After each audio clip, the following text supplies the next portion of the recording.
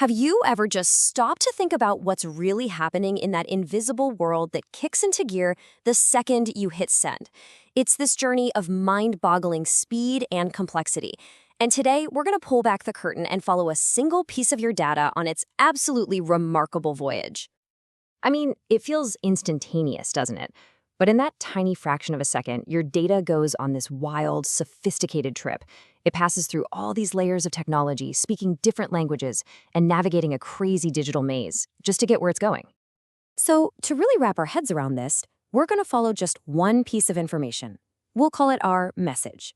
We'll be its travel buddy, tracking its every single move from the moment it leaves your device to its very first hop on the local network, all the way to its final destination across the globe. All right, first things first. Before our message can even think about going anywhere, it has to get packed and ready for the trip. This whole process is called encapsulation. And honestly, the best way to think about it is like putting our message inside a box and then putting that box inside a bigger box and so on. Each one has special instructions for a different part of the journey. Okay, so the very first layer of packing happens at what's called the transport layer. It takes your message and chops it up into these smaller, more manageable chunks called segments. Then it slaps a special label, a header, on each one. Think of it like a packing slip that says, "Hey, I'm piece number 3 out of 100. This is absolutely critical for things like streaming a video. It's how we make sure all the pieces show up and get put back together in the exact right order. Now, our little segment gets put inside another box. At the network layer, it gets a new wrapper with an IP header, and now it's not a segment anymore, it's officially a packet. And that IP header, that's the big one. It contains the all-important IP addresses, both where it's from and where it's going. This is literally the full mailing address on the envelope. It's the key to getting your message across the entire internet. And for the final layer of this digital nesting doll, we have the frame. The data link layer adds a header with the physical address, but just for the very next stop in the chain. It also tacks on a little trailer at the end, which is basically a fact checker to make sure the data didn't get scrambled. And just like that, our message is fully dressed and ready to be sent across a wire or through the air. So, let's just recap that real quick, because this layering is a huge deal. Your information becomes data. That data gets chopped into segments. Segments get wrapped up into packets. Packets get put inside frames.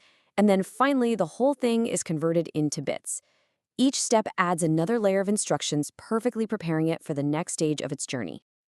So, our message is all packed up, ready to go.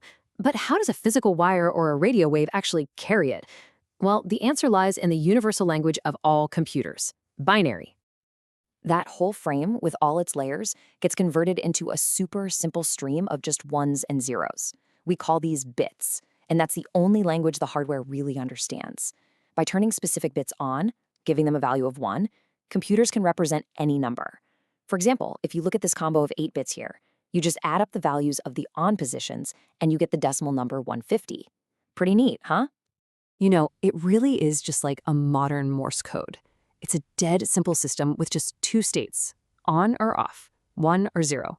And that simple fundamental idea is the building block for literally everything we do in the digital world.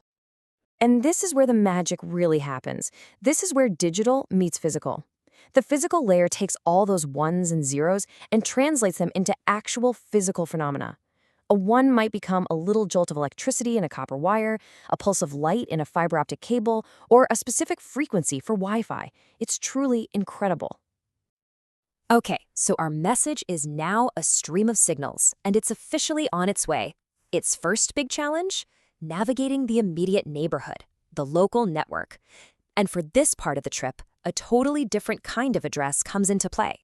Every single device that can connect to a network, your phone, your laptop, your router, every one has a unique, permanent serial number called a MAC address. It's actually burned right into the hardware by the manufacturer. It's like a one-of-a-kind fingerprint for your device on a local network. So, going back to our mail analogy, if the IP address gets the letter to the right street in the right town, the MAC address is the specific house number. Its job is only for that hyper-local delivery. So who's the local mail sorter? That would be the switch. It's incredibly smart. It reads the destination MAC address, that house number, on every frame that comes in. And instead of just shouting it out to everyone on the street, it sends it directly and only to the port where that specific device is plugged in. This is absolutely key for preventing digital traffic jams. So our message has successfully made it through the local streets. Now it's time to leave the neighborhood behind and get on the massive global internet highway. And this is the world of routers and IP addresses. Now, unlike the permanent MAC address that's burnt into the hardware, an IP address is a logical address. It's assigned to your device, and its whole purpose is to tell other computers where to find you on the vast interconnected web of networks that we call the internet. So if we want to make it crystal clear, the MAC address is the house number, but the IP address is the full mailing address. We're talking street, city, state, and zip code. It provides all the end-to-end information needed for that long-distance travel, guiding the packet from its home network all the way to the destination network. And this really highlights the fundamental difference between these two devices. A switch is basically a local traffic cop. It uses MAC addresses to direct data within a single network. A router, on the other hand, is like an air traffic controller for the internet. It uses IP addresses to direct data between totally different networks. So you might be wondering, with all these billions of devices and routers and switches, how does it not all just descend into complete chaos? Well, it's because they all follow a master plan, a structured, hierarchical design that brings order, reliability, and importantly, scalability to the whole thing. A really common blueprint for this is the Cisco three-layer model. It organizes the whole network into three distinct jobs: access, distribution, and core. This structure makes sure every single piece of equipment knows its role, which creates a system that's both incredibly powerful and predictable. And each layer has a very specific job. The access layer is the on-ramp. It's the local street where your device connects. The distribution layer is like the city's traffic control system, managing flow between different neighborhoods. And the core? That's the high-speed backbone, the multi-lane superhighway built for one thing and one thing only: moving massive amounts of traffic as fast as possible.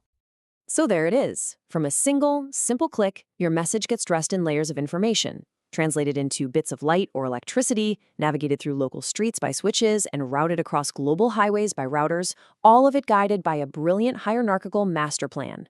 It is an entire universe of engineering firing off in an instant. This entire system is an absolute marvel, built for incredible speed and reliability. But it really makes you think, doesn't it? In this incredibly complex chain, from the physical cable buried in the ground to the complex logical rules that govern it all, what do you think is the single weakest link?